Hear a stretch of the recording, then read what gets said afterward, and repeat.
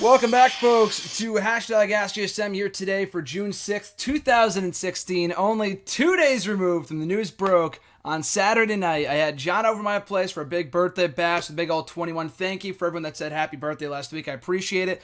And he had just left. Rumors were running rampant that Brock Lesnar was heading back to UFC for one night only.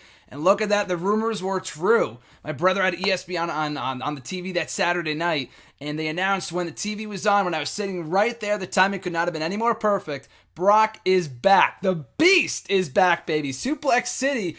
Mark Hunt, welcome to Suplex City, baby. July 9th, UFC 200. The Beast is back for one night only in UFC. Cannot wait for that whatsoever. That's going to be amazing. I cannot wait for that in the slightest. It is going to be super, super great. So on that note, a lot to talk about here today when it comes to Brock Lesnar, UFC 200, UFC, how it affects WWE, and so much more about Randy Orton, the brand split, Goldberg, who is coming to WWE 2K16, or rather 17. The commercial aired last week after Raw, or during Raw, rather. A lot to talk about, just a lot of exciting stuff going on. I think it was announced... I think it might have been, I'll talk about it here in the video too, but I think it was announced last Wednesday that Cody Rhodes, in one of his first post-WWE matches, will be taking a Kurt frickin' Angle for a Northeast Wrestling show. There is just so much excitement going around right now. Like I've said before, I've said this on the record, on video, in articles, and whatever. This summer season, I said initially for WWE, but I'm just thinking on the whole right now, is shaping up to be the best in years. R.I.P. Muhammad Ali, who died over the weekend. That was obviously not one of the best ways to kick off the summer, but that notwithstanding, it's been a damn good summer so far, and summer hasn't even technically even started yet. Doesn't officially start until later on this month, so enough of my rambling and ranting and whatever. We'll get into that soon enough. So hashtag AskGSM. Oh, that's what we're doing here today. If you guys want to send in a question, you can tweet me on the Twitter at WrestleRant. With the hashtag AskGSM. Find me on the Facebook machine at facebook.com/gram.gsm.matthews. All the links are down below if you can't understand what I'm saying or whatever else. Not anything against you. Sometimes I just stumble upon my words. But if you do go to the Facebook page, leave a comment on the post I usually put up on Sunday nights or on the wall itself, or just scroll right on down below, drop a comment in the comments section. I'll be sure to include your question in next week's video. So, guys, let's calm it down. Let's take it down a little bit before Monday Night Raw tonight. Like I said, so much going on in the world of wrestling and beyond. It's super exciting. We had AJ Styles go heel last week. We got AJ Styles versus John Cena signed for Money in the Bank, which is shaping up to be... It could be on the level of Money in the Bank 2011. That is super hard to top. My favorite pay-per-view of all time, as you guys know. But I don't know. Money in the Bank 2016, 5 years, almost to the day. Money in the Bank was July 17th. This pay-per-view was June 19th, but close enough. We'll round up here. This pay-per-view is shaping up to be one of the best in years all around. It's going to be amazing. We've got this upcoming Wednesday, NXT TakeOver the End, which I'm hoping to hang out with John for on Wednesday night at his place. Our first ever, I think our first NXT special, having it watched together. I've watched the last couple with RJ at his place over the course of the school year. I was at TakeOver Brooklyn with Mike Yoder last August. So I believe this is the first NXT special, first NXT anything I've watched with John. So it's going to be a very exciting experience, to say the least, this coming Wednesday. So follow along with live coverage on my Twitter machine and his Twitter machine and everything else. I just saw him over the weekend, like I said, had a great time playing SmackDown vs. Raw 2007 General Manager mode. Beast book and always fun. Anyway, guys, let's get down to your questions, starting with Jose K. from the YouTube. What happened to the Wyatt family? They seem to have disappeared. Well, Bray Wyatt's hurt for now. He should be back any day now. He could be back tonight. I saw on Twitter... a lot of speculation that he could be coming back, I think next Tuesday, or next Monday rather, in New Orleans. He said something on his Twitter over the weekend that he could be back on that Raw next week, which is really cool. Luke Harper is also still out with an injury. I don't know when he's due back. Hopefully sooner rather than later, but the last I heard, he won't be back until the fall, which really sucks. Eric Rowan and Braun Strowman are healthy. So I don't know why they didn't keep them on TV as a tag team, but I guess they want to wait until all members are back, or at least Bray Wyatt's back. I would just rather, I know this isn't your question, I already kind of answered it, but when he gets back, I'd rather just keep him a babyface. He finally had something going as a babyface before he got hurt. To go back to being heel and to do a match with Brock, I just feel like it'd be a total waste. I like the idea of a match with Brock. It could be a really, really good match, don't get me wrong. But that probably means Wyatt's going to lose, and I don't really want him to win either in that scenario. I feel like it's a lose-lose. So I'd rather just keep him babyface when he comes back, which will hopefully either be tonight, next week. I like Wyatt in the Money in the Bank ladder match. I don't know if it's going to happen. I doubt it. But I would not be opposed to that whatsoever. His second question, will the brand split finally bring back the Survivor Series rivalry where SmackDown would invade Raw and stuff like that? I mean, we haven't had that in years. We had that, I know what you're talking about, 2005. I watched Raw Homecoming a couple of weeks ago, and they did the whole invasion angle on that show and kicked off the build to Survivor Series. I mean, we had bragging rights and shit. I mean, I know Mitch asked about that last week. I mean, hopefully not so soon. Hopefully we don't get a Raw and SmackDown feud until, like, again, they did that 3 years into the brand split. They didn't do the brand split and did a Raw and SmackDown feud. They had the GMs feuding, but not the brands themselves. They kept them as separate as possible for 3 years before they finally did something along those lines. Which, again, you can't rush into it. You can't do the brand split this summer and then do a Raw versus SmackDown feud come the fall. That's way too soon. We need to keep those brands as separate and as individual as possible. So when they do finally come together for a big feud like that, which I would not all be opposed to, come WrestleMania or Survivor Series the following year or a few years down the line, it's going to mean something. And speaking of which, I think RJ might have brought this up, maybe John, or maybe Sal, I think. Someone talked to me about it a couple weeks ago. I forgot who it was. Maybe we finally get the SmackDown versus Raw video game series back instead of I mean, of course, the next game is going to be called WWE 2K17. I don't think they're going to change that, but it would be cool if they did bring back the old SVR series name. Anyway, Jose's third question here. Who would be SmackDown and Raw general manager? And should the draft be like the NFL draft where they analyze the people picked and not be randomized, actually having the GM go up to the podium and choose? Because it feels like this draft could be huge for WWE if done correctly. You could not be any more right about that. This draft, this brand split, this brand extension, whatever the hell you want to call it, could be huge for WWE. Absolutely, if done properly. I'm a very optimistic person as it is, but when it comes to wrestling, I try to pick out the positives. I know a lot of people, not a lot of people, but there are some critics that are down on the idea of a brand split right now. Just that it won't be done right. They've already given up hope. I feel like, and I wrote a whole article about this, published on my birthday last Thursday, about 7 things that WWE must do in order for this brand split to work. Some things I don't expect to happen, like 2-hour Raws. Not anytime soon, if ever, but most of the rest of the list should happen, I feel like. Keep the brands as separate as possible. Don't mingle the two superstars. Don't do random-ass trades, which we saw ad nauseum when the draft was at its in its final years, in its final stages, the brand split too. When people, like Big Show would get drafted to Raw, yet go right back to SmackDown a couple months later. What the hell is the purpose of that? You know what I mean? It just completely ruins the purpose of a brand split. Like, why even do a brand split? Why even do a draft if it's not going to mean anything and the picks will render irrelevant? So, absolutely. So to answer your first question, SmackDown and Raw GMs, I assume it's going to be Stephanie and Shane running Raw and SmackDown as it should. That makes the most sense. I mean, it'd be cool if we got Bischoff or something back, or a fresh face. Like, I know Regal was a Raw GM at one point too, but he'd be cool running Raw or SmackDown. I don't see that happening, just because I feel like they're just going to go with what they have with Stephanie and Shane. And that's completely okay. Let me just adjust the camera here real quick. There we go. More Suplex City, bitch. But anyway, yeah. So I feel like it's going to be Shane and Stephanie running Raw and SmackDown. I don't know who you put on which brand. I feel like it doesn't even really matter. I feel like if you get Shane on Raw, it's the bigger show, more exposure for him. But if you get him on SmackDown, he's going to make SmackDown feel like the cool show. So it's kind of a win-win. Stephanie has experience running SmackDown. It really doesn't matter to me.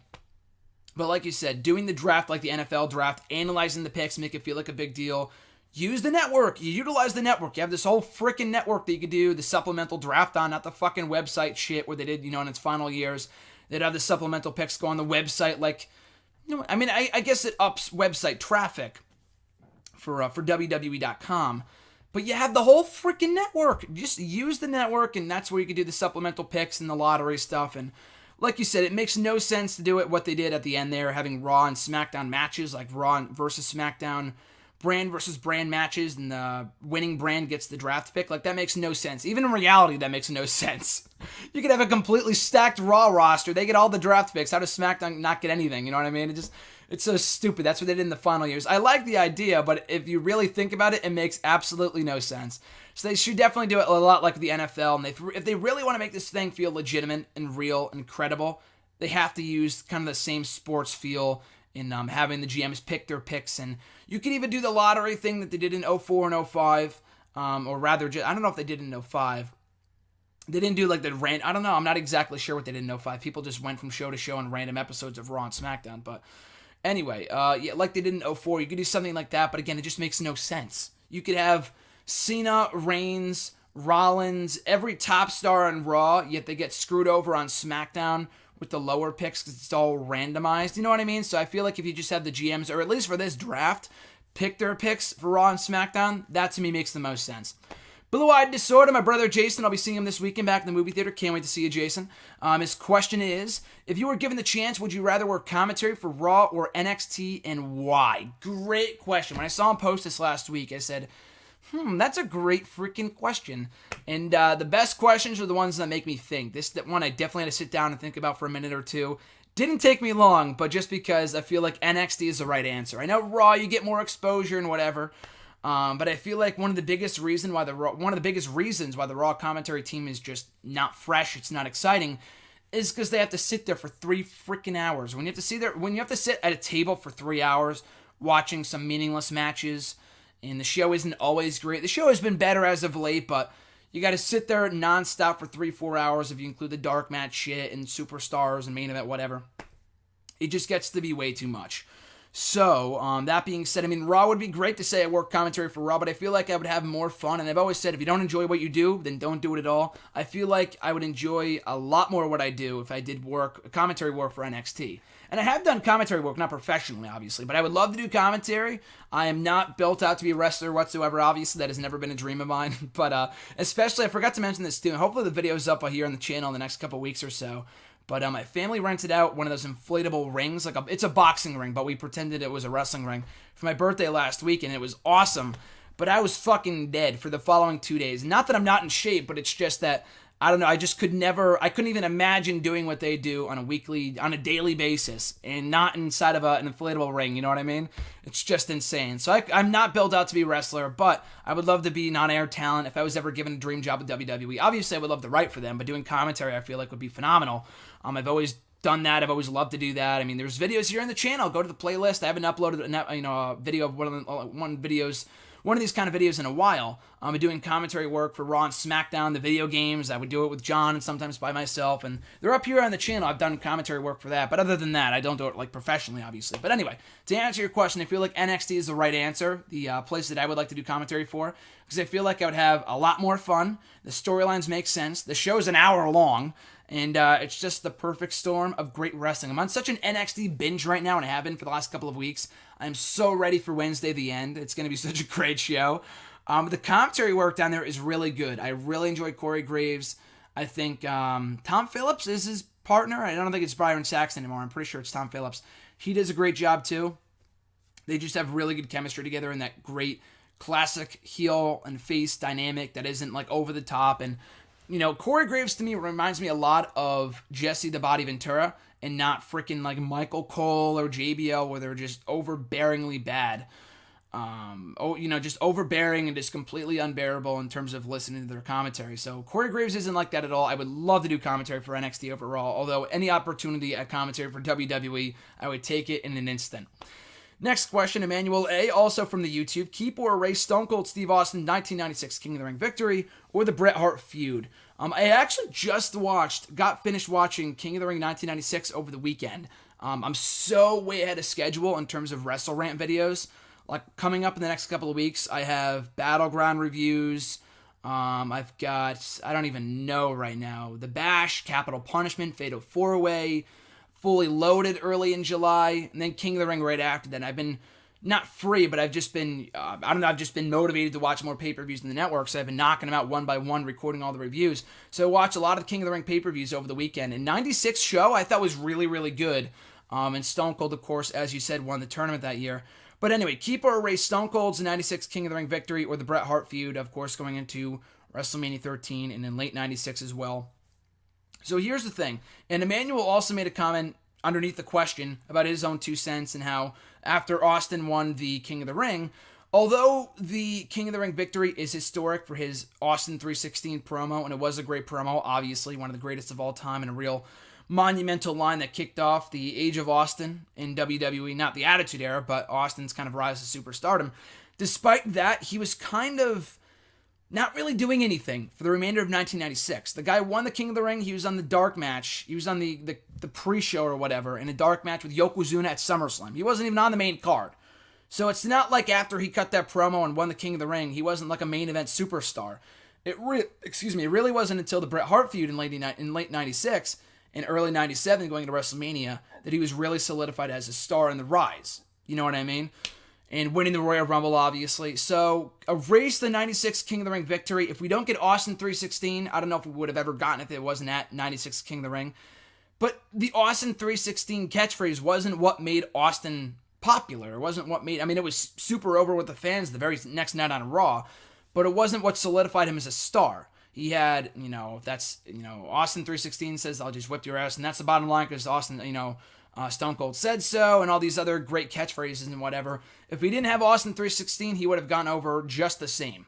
You know what I mean? And the feud with Bret Hart would have been effective nevertheless. So I would erase the 96 King of the Ring victory and in turn the promo just so we get that classic feud with Bret Hart at 97, and even in defeat, he was solidified as a star, in my opinion. The first KFC, also from YouTube, when Finn Balor comes to the main roster, should he do a gimmick which he is a face without face paint and a heel when he has face paint and goes crazy on other faces, saying the demon makes me do this? It's kind of like he has multiple personalities, normal and crazy. I think that's really cool, and I'm surprised they haven't done more with the demon. We've talked about this before. Emmanuel asked about it the last couple of editions, and he makes a great point, and we've talked about this before here in terms of TakeOver this Wednesday. I'm very surprised they haven't done more with the demon character in NXT. It's a great visual. It sells merch, obviously. It's great for the TakeOver specials. I'm glad they don't overdo it by having him do it in every episode of NXT and just save it for the specials. But we don't really see anything different from Balor as the demon than we do when he's just Finn Balor. Maybe a little bit more extra aggressive, but other than that, it's not like he's a heel or he adds more moves to his moveset. He has a different finisher as the demon.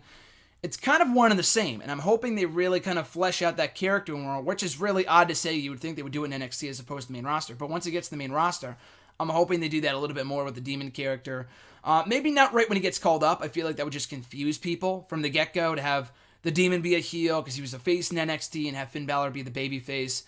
At this point, I feel like you just call him up as a babyface. I feel like it was a foregone conclusion he was getting called up as a heel with AJ Styles being a babyface and do that feud going into SummerSlam. But now that AJ Styles is the heel, maybe you could do that match at SummerSlam. You could do Balor and Styles, and Balor is the babyface and he wants his club back. I don't know what you do or how you go along booking that, but I feel like it just kind of writes itself.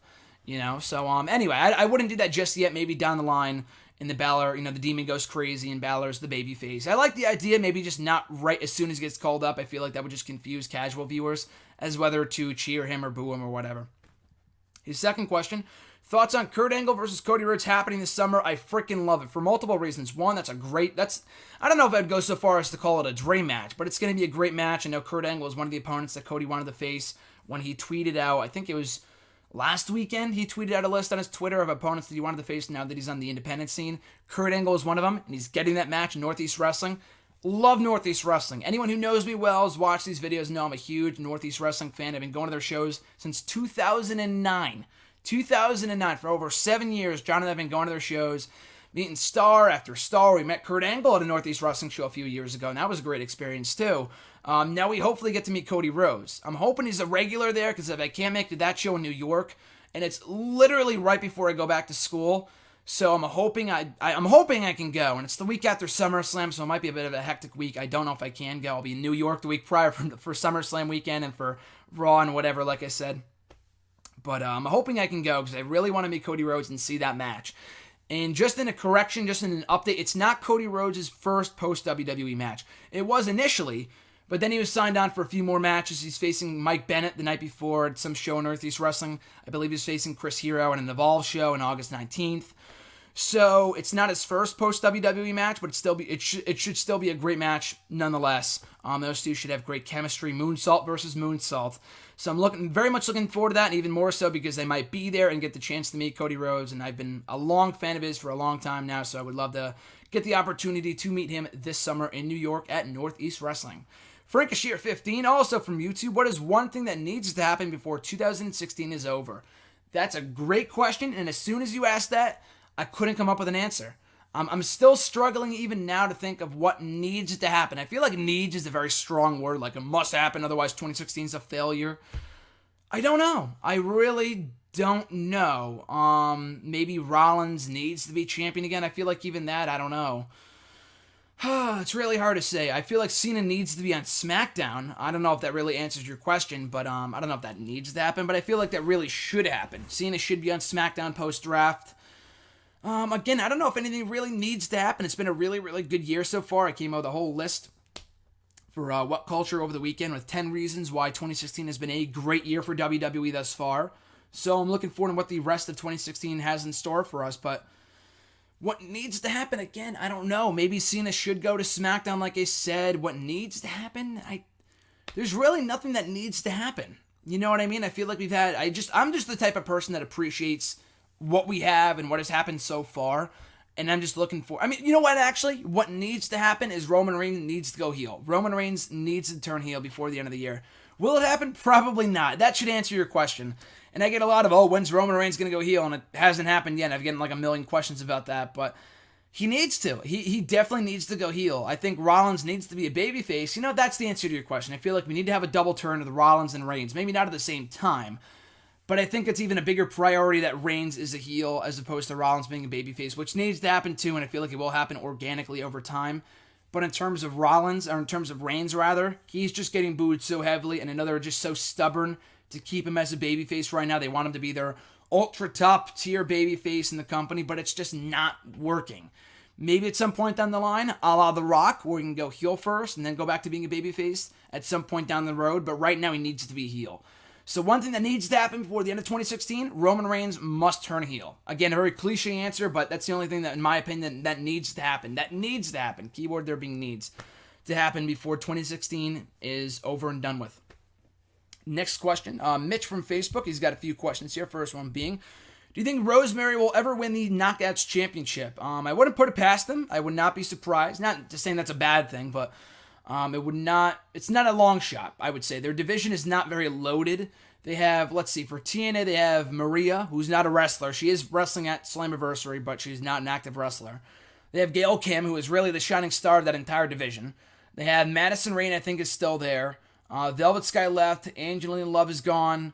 They have that new girl, Sienna, who really kind of lost a lot of momentum recently. She lost her first match, and she really hasn't been the same since. They have her, Allie, who is the former Cherry Bomb from the independent scene, but she's not wrestling right now. She had a match last week on Impact, but she's not an active wrestler either, a lot like Maria. They have Jade. How can I forget Jade? She's their champion right now. But they have a pretty stacked division, but I don't know. They just don't really have that much talent, so it would not surprise me if Rosemary became champion at some point sooner rather than later, especially with, the rest of what's their name? Decay being tag team champions right now as well. Speaking of Decay, push, repackage, and release Crazy Steve, Rosemary, Abyss. Might surprise some people, but I would push Rosemary. I don't know how good she is in the ring. I've never seen any of her independent work. She's had a few matches in TNA, but not enough to really get a grasp in terms of her in-ring ability. But I would push her. I think she's, really has that character down pat. She's really good at what she does. I would push Crazy Steve, but I would repackage him just because I feel like the name needs to go. Crazy Steve is such a stupid name. I like the whole makeover of his look since going back heel and adopting the Joker-like personality. He's had this great gimmick going, so I think that's awesome. But yeah, I would repackage him and just change the name. The gimmick is great, and release Abyss. I know he's the former world champion, he's the biggest name of the three, but the guy has got to go. He's got that TNA stench. He's been there for fucking 15 years. He's been there since day one. I love Abyss, but the guy's been there since fucking day one. He reeks of the old TNA of bad storylines, multiple makeovers, multiple gimmick overhauls. The guy has got to go. Not saying I want to see anyone out of a job, of course, as they always say.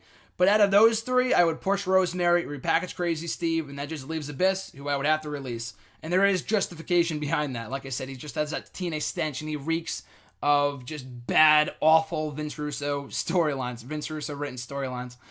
And his last question here, what would you think if Owens or Zayn won Money in the Bank and traded it back and forth while foiling the other's attempt to cash in? Example, Sami Zayn beats Owens at Battleground for the briefcase. KO stops him from cashing in every time until he wins it back. Until he wins back the contract and the opposite scenario occurs.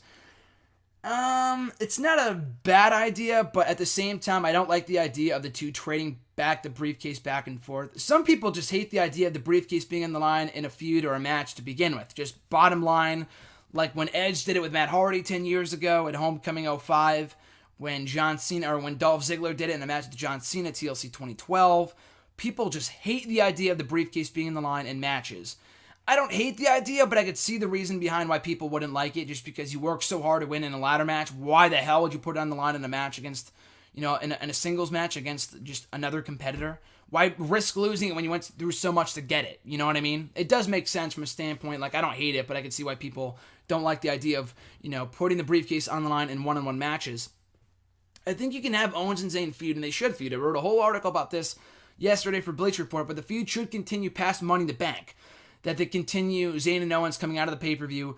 It doesn't have to be over the briefcase. Owens should be Money in the Bank, in my opinion. Any other scenario other than Del Rio works for me. But Owens and Money in the Bank is, for a lot of people, he is the biggest candidate. He's the strongest candidate to walk out of Money in the Bank with a briefcase in tow. But I wouldn't put the briefcase on the line in any of their matches. I would just have them continue the feud. If anything, I would do something similar to Ambrose and Rollins from a few years ago, when Rollins screwed over Ambrose to win the briefcase. And every time Rollins tried to cash in, Ambrose prevented him from doing so. So you could do something along those lines. I don't know if I would put the briefcase on the line, like I said, especially not in a ladder match. I mean, we've had already fucking 2 ladder matches from Owens and Zayn in the last 3 months, so I would nix the ladder match idea, not that you're proposing that anyway. I don't know, I just like the idea of the feud continuing over the briefcase, but not switching it back and forth. Again, to have Zayn win it, only for Owens to stop him from cashing in, I don't know. I feel like that's just... It should be the other way around. It should be Owens' Money in the Bank and Zayn, out of revenge, trying to stop Owens from cashing in the briefcase because he felt like he got screwed over at the pay-per-view. So bottom line, the feud should continue, maybe just not in that exact form or fashion. Mark S. has a few questions from Facebook as well. First question being, if Goldberg returned and could have a realistic chance of being if Goldberg returned, could he have a realistic chance of being World Heavyweight Champion, say by making an immediate impact and attacking John Cena if he was champion and getting a run with the title? Probably not. I feel like if Goldberg does come back, it's just going to be for a one-off match with Brock Lesnar. It could be with Roman Reigns. Not a lot of other possibilities to see Goldberg go up against. Not any match that I would be excited to see. I mean, him against, Bray Wyatt? Cool, I guess. Just to see Goldberg in one more match, but it's not really like a money match, if that makes sense. Roman Reigns is the guy, and Brock Lesnar he has history with, and I saw the Suplex City sign in the window of the 2K16 or 17 commercial last week on Raw, so I could see why people are speculating that, and that would be a great match. I mean, I know their first match wasn't great, but they do have history, and it does make sense. Anyway, I have no desire to see Goldberg as World Heavyweight Champion. If he came back, I would see it being for one match. He's not back for a full-on run. He did not enjoy his last stint with the company, so I would be perplexed if he came back for a full-on run with the company, even if it was a Brock Lesnar-like schedule where he wrestles a few times a year. Nor would he want to be world champion. The last time we had Goldberg as world champion, it did not work out too well. He had that one-off feud with Triple H, lost the belt in a few months, and that was it. It did not last long at all, and the matches weren't really that good. He should not be dependent on to carry main event matches in 2016, 2017. So I do not want to see Goldberg as World Heavyweight Champion, but I would want to see him back for one more match, whether it be against John Cena, Lesnar, Roman Reigns, like I said, or, like I'll get into a little bit later. Someone else asked me about that as well. Mark's second question, what wrestlers would you call from NXT before the brand split occurs? Are there any wrestlers that you think aren't getting a chance in NXT, but could have an impact on the main roster? So to answer your first question, what wrestlers would I call up? Balor, I feel like, is the most obvious. He's going to be done hopefully come Wednesday in NXT. He's done everything there is to do in the brand, so it's time for him to get called up to bigger and better things. Maybe not so much better, but to bigger things on the main roster on Raw or SmackDown. So Balor's, to me, just the most likely, a no-brainer is the word I'm looking for here, is the phrase I'm looking for, is just a total no-brainer in terms of getting called up from NXT come the brand split. I could see Bayley getting called up, again, probably after Brooklyn. After the Brooklyn special in August, just because she has yet to get a rematch against Asuka. So they'll probably do the rematch in Brooklyn and then have her get called up on Monday's Raw. I could foresee that happening.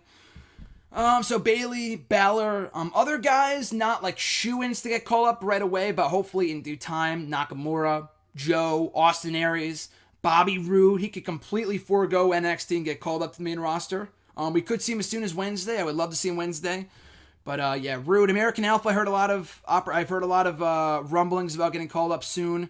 I know the initial plan was to get him called up in the fall, but that was before the whole brand split news broke, so who knows, we could see him get called up sooner. Maybe as tag team champions for NXT. I don't know. I would wait until the fall. I feel like they should give them their run as tag team champions in NXT and then call them up in time for September or whatever. In terms of your second question, are there any wrestlers in NXT that could make a bigger impact on the main roster than in NXT? You would feel like it's the other way around, and traditionally it is. People that aren't getting a shot on the main roster go back to NXT to rejuvenate their careers. There really isn't anyone in NXT that's getting underutilized, and especially not many people, if any at all, that I feel like are underutilized in NXT that would get a bigger shot at superstardom on the main roster. The only name that comes to mind is Ty Dillinger. They should be doing a lot more with him than what they're doing right now, which is basically nothing. I know he won last week against Buddy Murphy, but that's just a build towards his match next week against Andrade Cien Almas. So he's probably going to lose that one, obviously, as he probably should. I don't know if the gimmick would get over on the main roster. I would think it would. I just don't see them pushing him above a certain level on Raw or SmackDown than they would in NXT. You know what I mean? So I know they're not really utilizing him too much right now in NXT. Ty Dillinger, that is. But I feel like it wouldn't be any different from him. If any worse, I feel like it would be, if anything worse, for him on the main roster than as opposed to NXT. The next question here, over the past 6 months, is there any wrestler that you think should have been included in the Money in the Bank ladder match this year and hasn't been? Kalisto would have been cool, especially given his experience with the ladders back at TLC, but he really means nothing right now, so he would stick out like a sore thumb. I know Del Rio is in the match, he means nothing right now either, but at least he's a former world champion, he's won the match before, so it kind of makes sense, more sense than Kalisto. AJ Styles, but he's obviously busy with John Cena right now, so I have no complaints. Apollo Crews would have been cool, but they obviously have other plans for him in that feud with Sheamus, so I'm all right with that. The Miz, I feel like I would have put The Miz in the match over Del Rio. I feel like the only reason they didn't do that, and the reason why Miz wasn't on Raw last week, I feel like, I believe that filming for Battleground, or not Battleground, whatever the hell it was called, Battlefield, the Marine 5, or whatever the hell they're calling this movie, it's already begun filming. So, and The Miz is obviously the major star. He was in 3 and 4, and he's coming back for 5. He's reprising his role as Jake Carter, or whatever his name is. So, he will not be on TV, I guess, for the next couple of weeks. He might be, but I feel like in past years, whenever Miz has gone off to do a movie, he's been gone for like a month or two. He's never really stuck around and done matches and feuds. He's always gone away to do the movie or whatever, and then come back to do whatever. Come back to TV. So I don't think he's going to be doing both while he's filming the movie.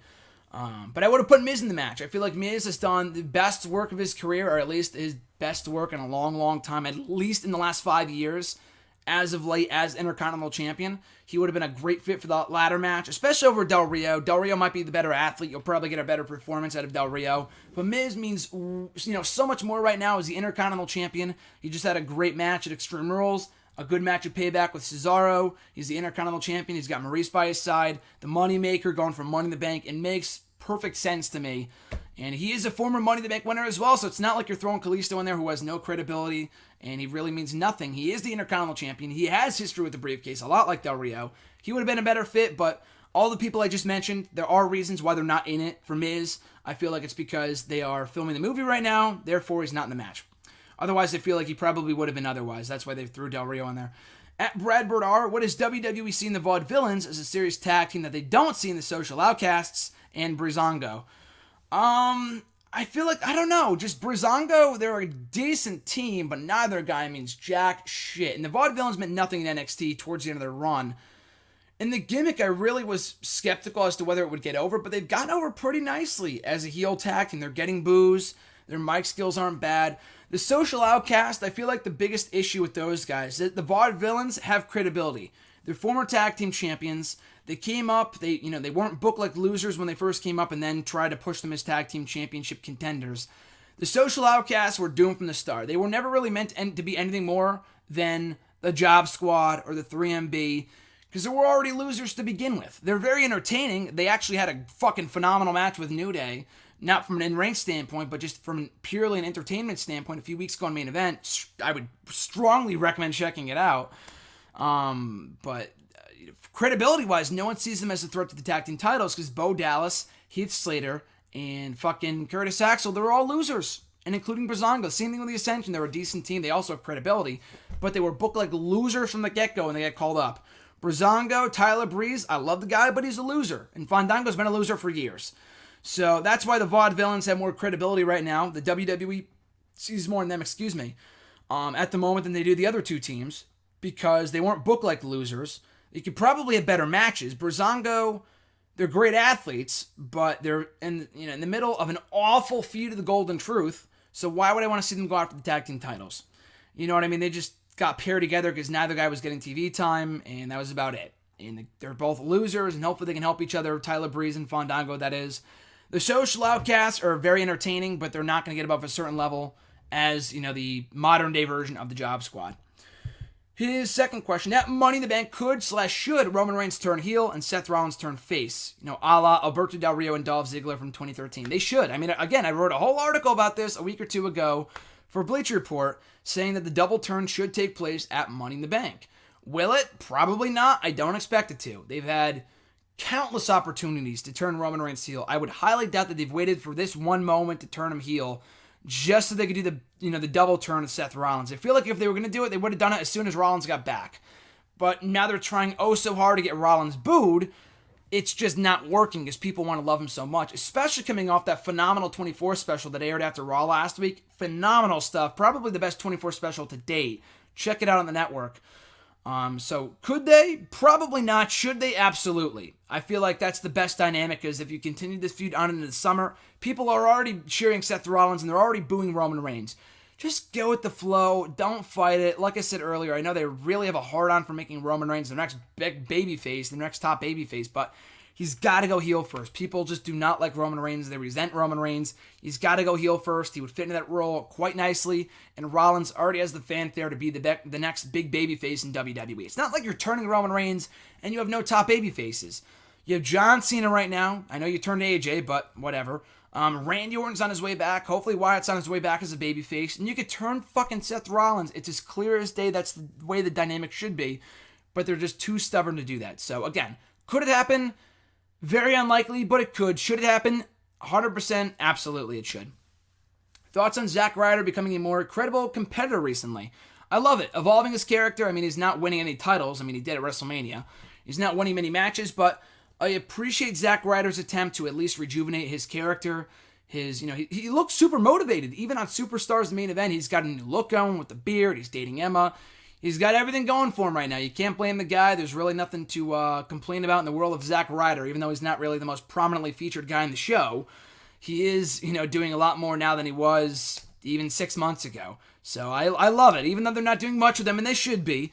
But I do appreciate his attempt to kind of rejuvenate his character, his career, and he appears to be more motivated than ever before, so I'm happy for the guy.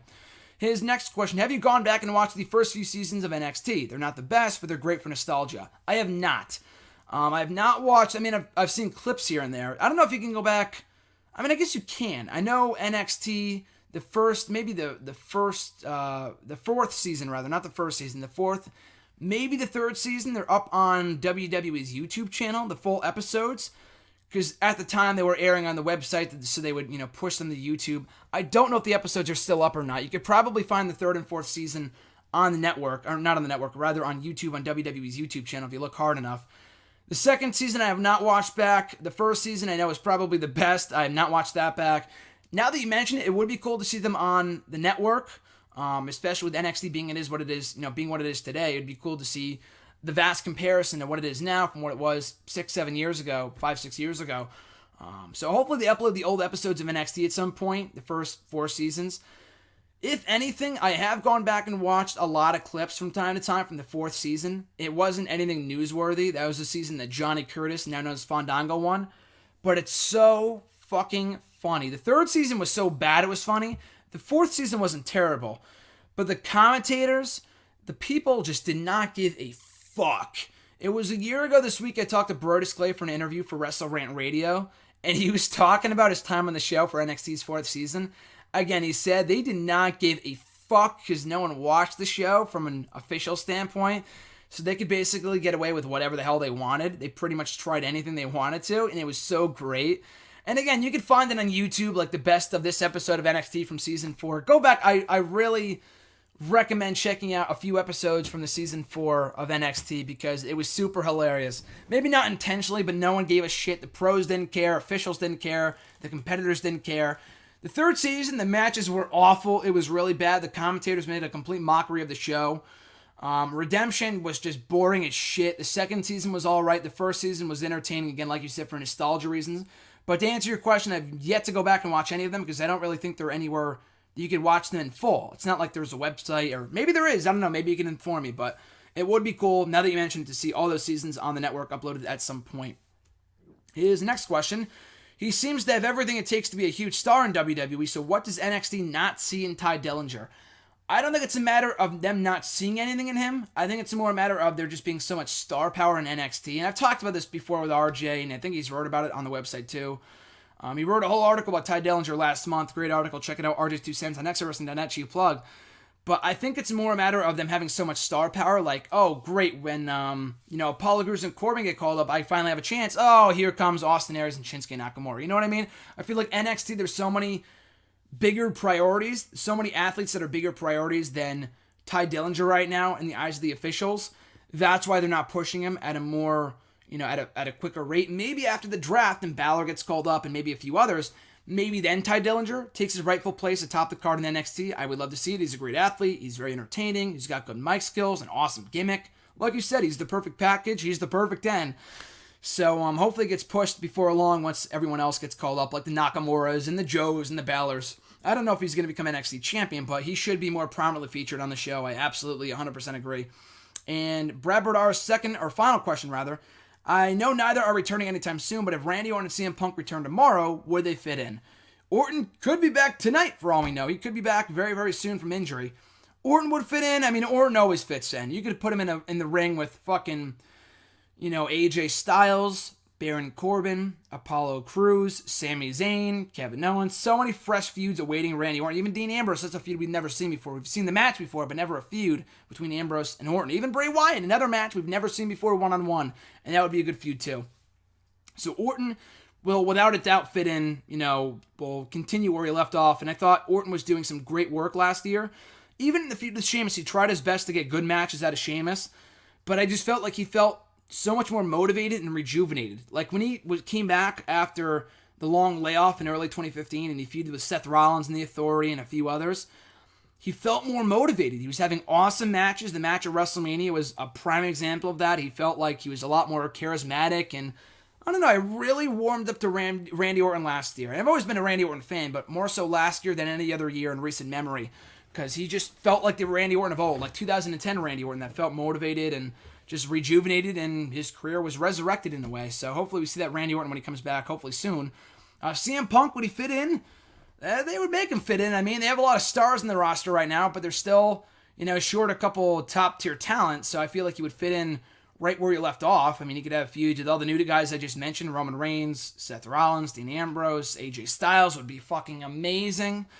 But, obviously CM Punk's never coming back. I feel like he will be back at some point. As they've always said, I don't feel like it's going to be even as a wrestler. Maybe for the Hall of Fame 20 years down the line, but he will be back at some point. But even, let's say, in a dream world, he came back tomorrow, and all of his problems with WWE were just eradicated, were non-existent, whatever. He would fit in absolutely. I know he's been gone for 2.5 years, and if he was still motivated and was still ready to have great matches and not in the mindset that he didn't care anymore, and if it was the CM Punk from 2011, 2012, maybe even early 2013, he would fit in just fine. Next question from @RJ_Myso. My brother RJ's question was, and a lot of questions about this, thoughts on Brock Lesnar going back to the UFC for one fight, good or bad decision, especially if he loses. So the whole thing on Brock Lesnar, again, cheap plug for RJ's article, went up this morning on nextairawrestling.net, the latest RJ's 2 cents column with RJ giving his 2 cents on Brock Lesnar going back to UFC. So is it a good or bad decision? Again, thoughts on it. Overall, I'm pumped. I think this is a win-win, selfishly speaking, for me, and just this is a dream scenario I've longed for a long, long time. For 2 reasons. So when he was almost on the verge of leaving in 2015 for back to UFC, I was really not pissed, but it was like, okay, so it's a swan song. It's a swan song for Brock Lesnar in WWE. He won't be wrestling anymore. That kind of sucks. He's been really on fire as of late, but he will be going out, on top, and he'll be able to have another fight, and I haven't seen him fight in almost 4 years, and that's going to be exciting. But when he re-signed with the WWE, I was very excited he stuck around, but I was also sad we won't be able to see Brock Lesnar in the Octagon again.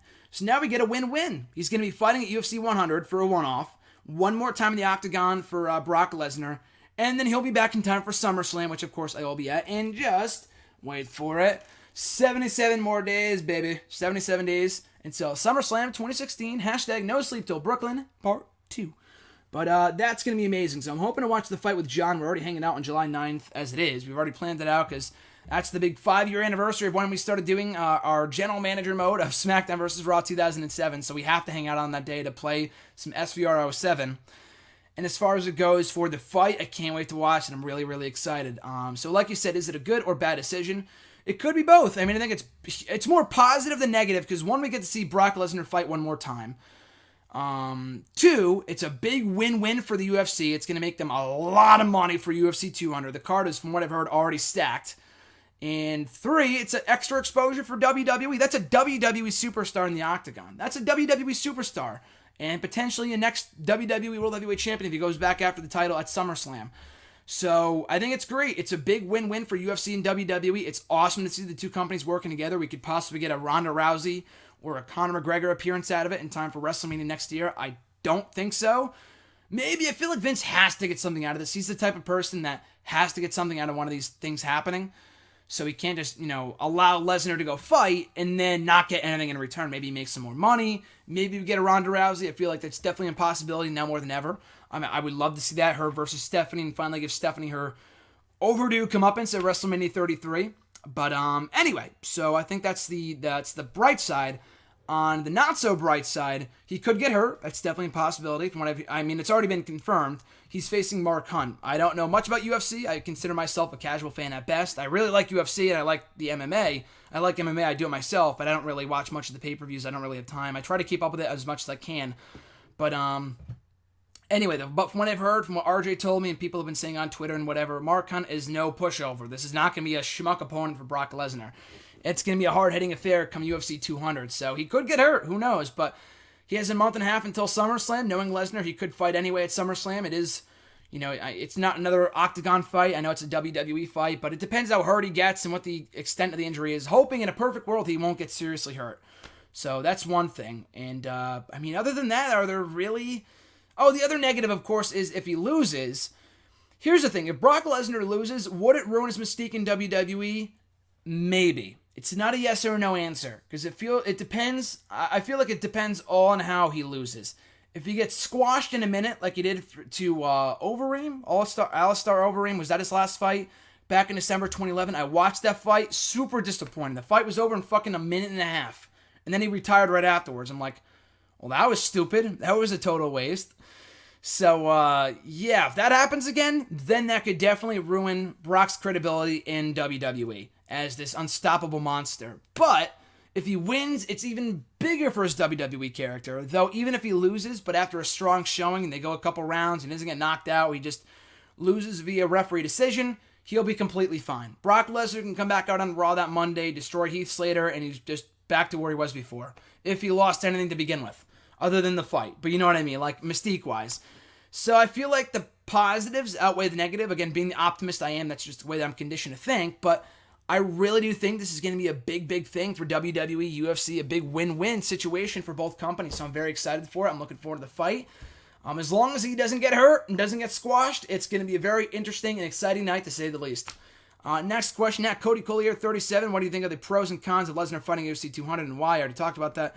At the Wrestle Guy, do you feel like we will get Rousey or McGregor for WrestleMania since Lesnar is on 200? Yes, it's a possibility, and I would hope so. Of the two, here's the thing. I don't know if they would bring in McGregor. If McGregor comes in, he has to wrestle a match. I don't want a fucking appearance from the guy. It would be cool, but if they're having Lesnar fight in the UFC, not do like some sort of special appearance or appear at ringside, the guy is fighting, putting him at one of WWE's most valuable assets at risk of injury, then you have to have the guy wrestle a match. McGregor, that is. I don't want any appearance bullshit. That would make no sense. That would be an uneven deal. And I don't think that's happening. I don't know if Dana White would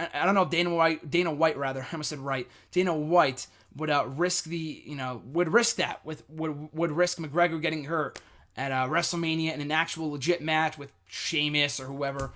And again, even if it was like against Miz in a 2-minute squash, I don't want to see that either. I would want to see a full-on fucking match from the guy at WrestleMania. And I don't think that's happening. I think Rousey, rather, would be the bigger investment. She's the bigger name. McGregor's the big name, too.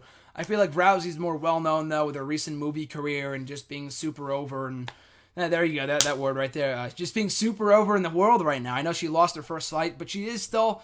her stock has gone down a little bit, but she's still very, very well-known. She's still, a mainstream icon, to an extent. So I feel like WWE could make headlines with her appearance at WrestleMania 33 in a match with Stephanie McMahon. Her versus like fucking Charlotte or something would be cool, but her versus Stephanie was teased at WrestleMania 31. It wouldn't have to be really a full-on match, just her squashing her for 5 minutes. I'd much rather see that than McGregor squashing like Sheamus. I'd much rather see what would make more sense would have Rousey squash Stephanie at WrestleMania in like 2-3 minutes. That is what I would want to see. So hopefully we do get a Rousey appearance at WrestleMania. It was more a matter of when and not if. Even if she was done with the UFC, when, years from now or whenever her contract expires, I feel like she was going to be in WWE at some point. So it really was more a matter of when and not if. And it could come as soon as WrestleMania. Again, selfishly speaking, because I'm hoping to go to WrestleMania this year, I would love to see Ronda Rousey in action at WrestleMania 33. His second question, do you feel if WWE waits too long to turn Seth Rollins face, it won't be as significant as it would be if it was this summer? Yeah, it would still be big if it happened like next year, but you gotta strike while the iron is hot. Obviously, as the old phrase goes, it's a common cliche, but you have to strike while the iron is hot with Seth Rollins. Coming off the big return, coming off a 7-8 month layoff, coming off, especially, like I said earlier, the 24 special, the guy is bound to be a babyface. They are shooting themselves in the foot if they don't turn him at any point in the next month or two. 6 months, maybe, but I feel like they're risking it. It's not like people would sit on their hands if he went babyface in the next 6 months before WrestleMania, in the next 6 to 8 months, but it would pack a bigger punch if it happened as, sooner rather than later. And his final question here from Sal, his question was, keep or erase Edge's first cash-in or second cash-in? And you're going to be very surprised at my answer. I would say keep Edge's second cash-in, erase the first cash-in. I know the first cash-in was the better one of the best of all time, if not the best cash-in of all time. I still say that's Rollins at WrestleMania 31, but that's just me. I know it's historic. Edge got his first world title out of it. But look at it this way. I know a lot of people will say, again, keep the first one, erase the second one because it was the better moment. However, his first cash-in, as great of a moment as that was, it led to him dropping the title in 3 weeks to John Cena at the Royal Rumble. And he was in a great match at WrestleMania against Mick Foley, but it was like 4th on the card out of like 8 matches, out of like 9 matches. They had no plans to push Edge as a bigger star than what they did. Granted, he got back in the main event scene with Cena that summer, but beyond that, beyond the feud with John Cena, that summer in 06, he was an upper mid-card guy for the remainder of 06, early 07 with Randy Orton. So it did not look like while on Raw he was going to get anywhere as a world champion. He had to go over to SmackDown, and becoming the face of SmackDown, the top heel on that brand, on the blue brand, really rejuvenated his career and gave us the great Edge that we have come to know. That really, I wouldn't say that the SmackDown run earned him a place in the Hall of Fame. He was already Hall of Fame worthy even before, though, with all the tag team stuff. Even that alone made him Hall of Fame worthy. But I would say cashing in on SmackDown and becoming World Heavyweight Champion, kicking off his 3-4 year run on the show, was what really solidified him as the main event player in WWE. And without that cash in, he probably would have continued to toil away on Raw as an upper mid-card guy behind, stars like Randy Orton and Triple H and John Cena and so-and-so and Shawn Michaels. So going to SmackDown was the best possible thing for Edge, and so I would keep that second cash-in and erase the first one. At Swagzio, if Goldberg came back for one more match, who should he face? Like I said earlier, probably Brock Lesnar. It makes sense. That was the last match he had. I know it was under bad circumstances and the match wasn't great, but I'd rather see that than Goldberg versus Taker. I feel like is done. I feel like that match would have worked 5 years ago. Maybe not so much anymore with Taker being in the condition that he's in. He's a lot better now than he was even a year or two ago, and it would be a cool match, but I feel like that ship has sailed. John Cena would be interesting, but I feel like you would have to have Cena win, and I don't really want to see that happening. So I feel like Lesnar makes the most sense. Roman Reigns would be the next best candidate, given their football backgrounds, and he would have to put over Roman Reigns. I don't know if he wants to do that, but I don't know if Goldberg would want to lose if he came in. I feel like he would have to win. I don't really want to see him lose to Brock Lesnar, and I'd be fine if he lost to... I don't really want to see, Lesnar lose to Goldberg, and I don't know if people really want to see Goldberg lose to Lesnar, so it could be a lose-lose, but I feel like if Goldberg lost to Lesnar, it would give Lesnar his win back from WrestleMania 20. Again, the whole Suplex City sign in the window of the 2K17 commercial, it all makes sense. So hopefully Brock Lesnar, I don't know if it's going to happen as soon as SummerSlam. I feel like, Lesnar said on ESPN today, and he could have been lying, but he said he had no idea who his opponent was for SummerSlam. And I feel like if it was Goldberg, he would have known by now. They're already planning that, that far ahead. It's already June. So I feel like it's going to be Randy Orton or something. If they want to do that match, it would have to happen at WrestleMania 32, maybe in the same weekend that Goldberg goes into the Hall of Fame. Next question. Could we ever see a fatal four-way match with all Shield members and Brock Lesnar billed as the guy, the man, the dude, Dean Ambrose, and the Beast? We could. We absolutely could. But I'm sick and tired of these stupid-ass nicknames. The guy, the man. I mean, Seth Rollins as the man made sense while he was champion. The guy is stupid as all fuck. I made the dude joke on Twitter a few weeks ago. I thought it was funny. You got the Beast in there too. Just a triple threat with the Shield guys alone. Forget the Beast. The guy, the man, the dude. I mean, John and I were joking over the weekend when I saw him. You can have the male, the individual, the bro. I don't know. There's so many other possibilities you can go with. But yeah, I like the guy versus the man versus the dude. Like the Beast versus the Best. Remember we saw that at SummerSlam 3 years ago with Punk and Lesnar? We could see that Shield triple threat at SummerSlam with the guy, the man, and the dude. That would be funny as all fuck if WWE did that. It'd be awful, but it'd be funny as all fuck. At Thomas_B96, are you surprised Vince is allowing Brock Lesnar to compete, especially with it being in his contract? Yes, I'm very much surprised, as the rest of the internet was, the rest of the IWC, whatever you want to call the internet, the wrestling fan community. Yeah, I was very surprised. I did not think... I feel like if it was in his contract, we would have heard about it by now, but we didn't. They kept it very hush-hush. And as Vince does not want to risk injuring any of his top stars, UFC is competition. I don't care what Vince says, Dana White says, I don't care what anyone says. UFC is direct competition to WWE. So they are giving them one of their biggest stars to the competition for a big-ass fight to help boost their buy rate for one of their biggest pay-per-views of all time. So hopefully the UFC cross-promotes WWE in return, hyping up his appearance for SummerSlam, but it's huge. This is a historic announcement and a historic happening with Brock Lesnar competing in UFC while still under contract at WWE. So I was very much surprised, but pleasantly surprised at that.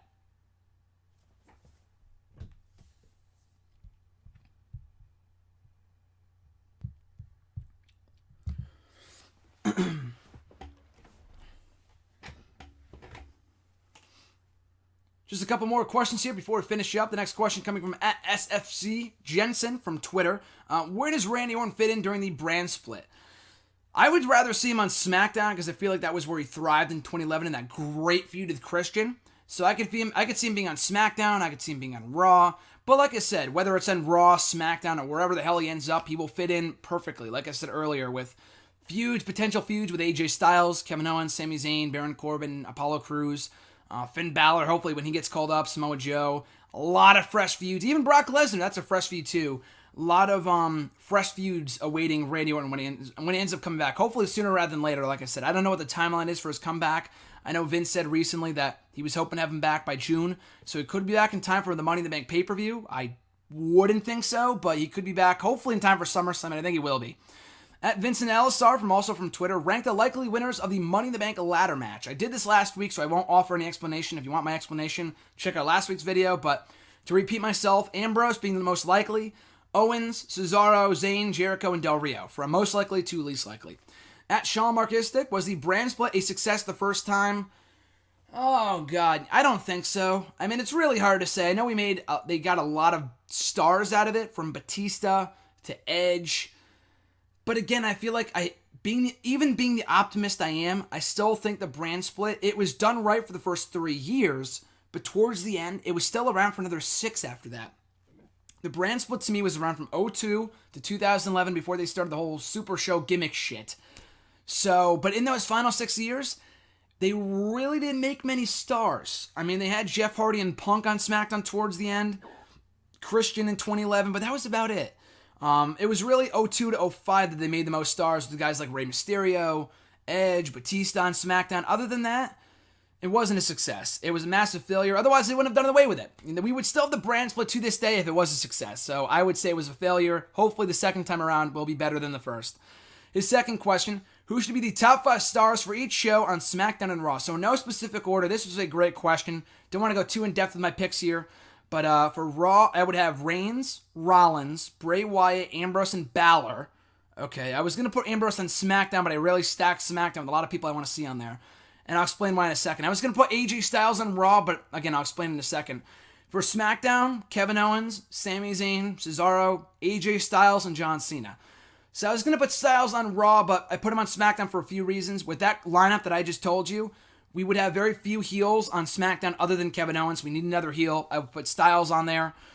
He can continue the feud with John Cena as well on SmackDown, which would be a huge, big get for the Blue brand. So I would do Styles and Cena, Cesaro, Zayn, and Owens on SmackDown once again. And on Raw, you have a top heel / babyface with Rollins and Reigns, whoever you decide to turn. You have a babyface in Wyatt, hopefully, a babyface in Ambrose, and a babyface in Balor. Okay, so maybe you turn Wyatt heel. I don't know. This is so confusing, but Jericho and Raw too. There's a lot of possibilities. So those are the rosters that I would pick. So biggest takeaways though: Cena has to be on SmackDown. Reigns has to be on Raw. I would have to put Owens on SmackDown. Styles could go either way, but I feel like he has a better chance of becoming world champion if he was on SmackDown.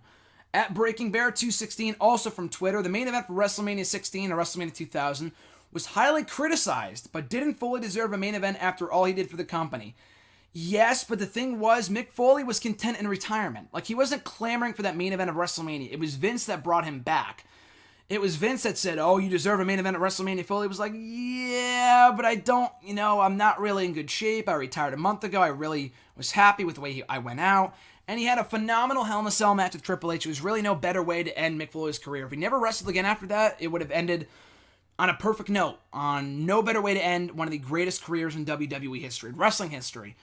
But bringing him back for that WrestleMania 20, that WrestleMania 2000 main event, not a good idea. Again, Foley did it for the paycheck mostly. They paid him a lot of money. He was the main event. Probably grossed a lot of money.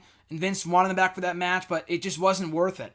If Foley never wrestled the main event at WrestleMania, people would be saying probably the greatest wrestler to never main event WrestleMania next to Punk and maybe Ric Flair too. But I feel like it would have been worth it because the whole show sucked anyway for the most part, other than the triple threat ladder match, the triangle ladder match with Edge and Christian, the Dudley Boys, and the Hardy Boys. So I guess it really wouldn't have mattered anyway, but the match just was not good. That main event for that show just should have straight up been not even a triple threat with Big Show, just a straight up Rock and Triple H match. They had phenomenal chemistry. Their feud had been going back to 1998. Or even 97, I think. I think 98. But they had been feuding for a long time. So I would have just kept it the way it was. With Triple H and Rock and not adding Mick Foley and Big Show. Foley looked awful. Big Show was out in like 5 minutes. It just was not a good match whatsoever. His second question. Who are some of your favorite wrestlers of all time that had their return runs before 2008 when you started watching? The most obvious answers are all the legends. Ultimate Warrior, Randy Savage, Hulk Hogan. Maybe even throw in Batista. He was at the peak in like 05 to 08 before I started watching. He was at the end of his career when I started watching in 08. So I guess you can count Batista. Even Jericho. I don't know if I'd count Jericho because I've loved his work since 08, so that doesn't really count. But you said main run, so I would have to go with the legends. Some of my favorite legends, my top 3 favorite legends. Ultimate Warrior, Randy Savage, and Hulk Hogan. Very mad I was not around to watch their glory days back in the 80s and early 90s. His next question, will the NXT and tag team and women's divisions still be in a good place once Bayley and American Alpha get called up? They're already fading to me. I think so. They're just going to have to put some more extra effort into them. Once American Alpha and Bayley get called up, there's going to be some big gaps to fill. But knowing NXT, like I've said time and time again since the brand split news broke, NXT will be just fine. They got TM61, they have the Hype Bros, they have the Revival, they've got Gargano and Ciampa. They'll be just fine. They'll probably add some more teams to NXT in the near future. A Dirty Heels reunion with Bobby Roode and Austin Aries would be great too. So, yeah, I'd be totally fine with either one, with any one of those teams taking over the helm of the NXT Tag Team division before long. But as far as the women's division goes, again, Bayley is really at the helm of the division right now. But with Asuka at the helm, and you got Alexa Bliss, Carmella, Nia Jax, Eva Marie, I already said Carmella, Alexa Bliss, Peyton Royce, hopefully. And maybe if they sign a few other women's stars, maybe even Velvet Sky, they could be in a better place. It won't be as good as it once was when we had Bayley and Becky and Sasha and Charlotte, but it could still be pretty good with the talent we currently have. They just got to push more fresh faces, that's all.